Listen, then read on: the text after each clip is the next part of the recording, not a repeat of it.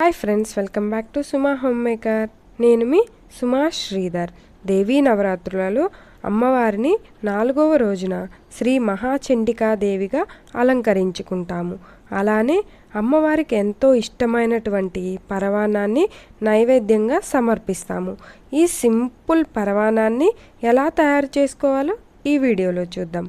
పాలు విరగకుండా, చల్లబడినా గట్టిపడకుండా ఈ పరవానాన్ని ఎలా తయారు చేసుకోవాలో ఈ వీడియోలో చూద్దాం. వీడియోని స్కిప్ చేయకుండా ఎండ్ వరకు చూసి నచ్చితే లైక్ చేసి సబ్స్క్రైబ్ చేయండి.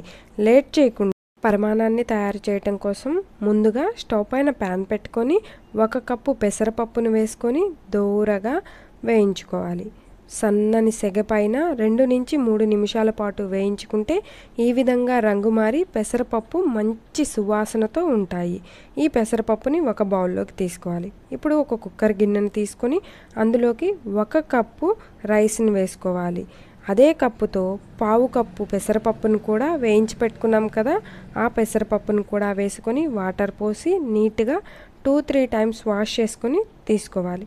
ఇలా తీసుకున్న పప్పు రైస్లోకి మనం ఏ కప్పుతో అయితే రైస్ తీసుకున్నామో ఆ కప్పుతో 2 కప్పుల వాటర్ని అయితే యాడ్ చేసుకోవాలి.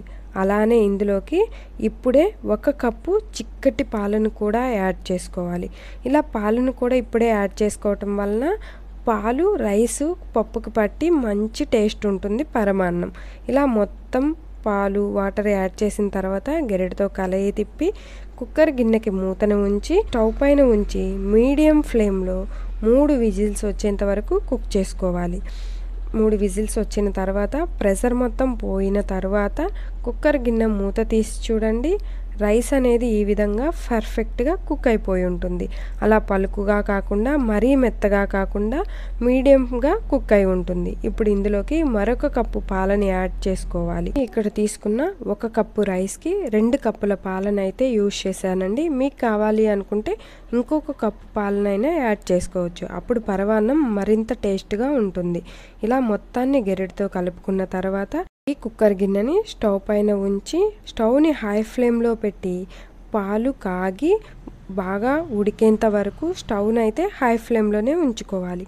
పాలు బాగా కాగి మనకి ఇది కుత ఉడుకుతున్నప్పుడు మనం స్టవ్ని మీడియం ఫ్లేమ్లో పెట్టుకోవాలి. ఈలోపు మనము డ్రై ఫ్రూట్స్ని అయితే ఫ్రై చేసుకుందాము. స్టవ్ పైన ప్యాన్ పెట్టుకొని 2 టేబుల్ స్పూన్ల నెయ్యి వేసుకొని 1 కప్పు జీడిపప్పు, 1 కప్పు కిస్మిస్ని కూడా యాడ్ చేసుకొని మీకు కావాలి అంటే ఎండు కొబ్బరి కానీ పచ్చి కొబ్బరిని కూడా యాడ్ చేసుకొని ఫ్రై చేసుకోవచ్చు. ఇలా నెయ్యిలో వేయించుకోవాలండి. బ్రౌన్ కలర్ వచ్చిన తర్వాత ఒక బౌల్లోకి తీసుకొని పక్కన పెట్టుకోవాలి. చూడండి, ఇప్పుడు స్టవ్ పైన ఉన్న కుక్కర్లో పరమాన్నం ఇలా ఉడుకుతూ ఉంటుంది.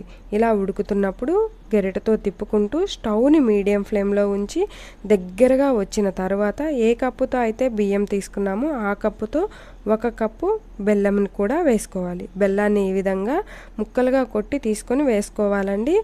ఇప్పుడు బెల్లం వేసుకున్న తర్వాత గెరెటతో కలుపుకుంటూ బెల్లం ముక్కలనేవి కరిగేంత వరకు గెరెటతో తిప్పుకుంటూనే కరిగించుకోవాలి.